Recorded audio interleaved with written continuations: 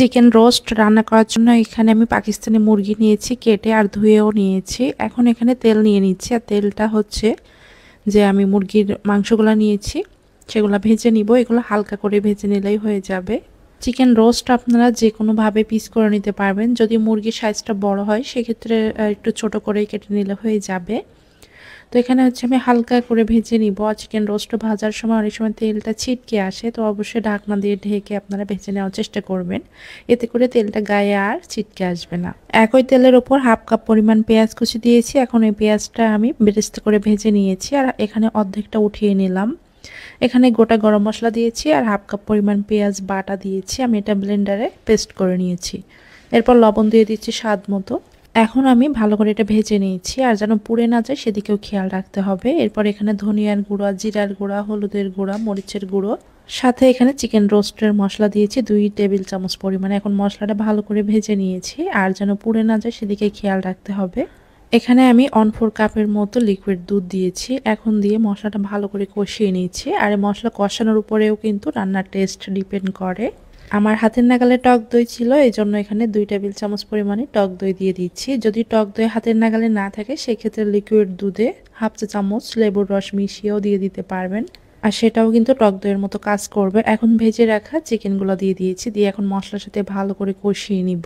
এই চিকেনটা মশলার সাথে বেশ ভালো মতো কষিয়ে নিতে হবে, এই জন্য এখানে সামান্য একটু পানিও দিয়ে দিচ্ছি। চিকেন রোস্ট রান্না করতে সচরাচর দেশি মুরগি বা পাকিস্তানি মুরগিগুলাই কিন্তু ব্যবহার করা হয়। তো আমি হচ্ছে এখানে পাকিস্তানি মুরগিটাই নিয়েছি, আর এটা কিন্তু রান্না করতে খুব বেশি একটা সময়ও লাগে না। এখন সামান্য যেহেতু পানি দিয়েছি, এই পানিটা দিয়ে আমি মশলাটা দিয়ে হচ্ছে চিকেনগুলো ভালো করে কষিয়ে নিব।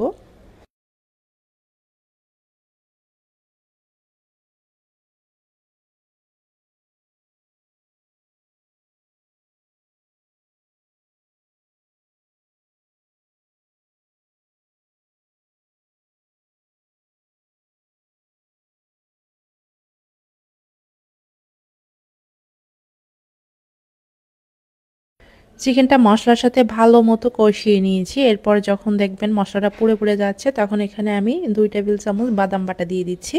আমি এখানে কাজু বাদাম হচ্ছে শিলপাটায় বেটে নিয়েছি, সামান্য একটু পানি দিয়ে সেটা দিয়ে দিয়েছি।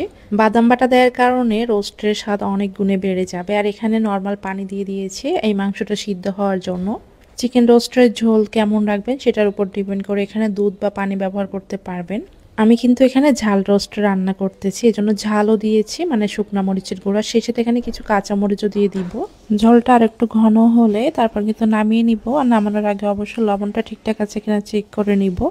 টেস্টটা আর একটু বাড়ানোর জন্য এখানে ঘি দিয়েছি আর কাঁচামরিচ দিয়ে দিয়েছি। এরপর দিয়ে দিব পেঁয়াজের বেরেস্তা, দিয়ে আমি হচ্ছে নামিয়ে নিব। আর পেঁয়াজের বেরেস্তা দিলে খুব সুন্দর একটা ফ্লেভার ছড়াবে। রেসিপিটা যদি সহজ এবং ভালো লেগে থাকে অবশ্যই শেয়ার করে দিবেন। আর এটা কিন্তু পোলাওয়ের সাথে খেতে জাস্ট অসাধারণ। নতুন কোনো রেসিপি নিয়ে আবারও চলে আসবো। সবাই ভালো থাকবেন। আল্লাহ হাফেজ।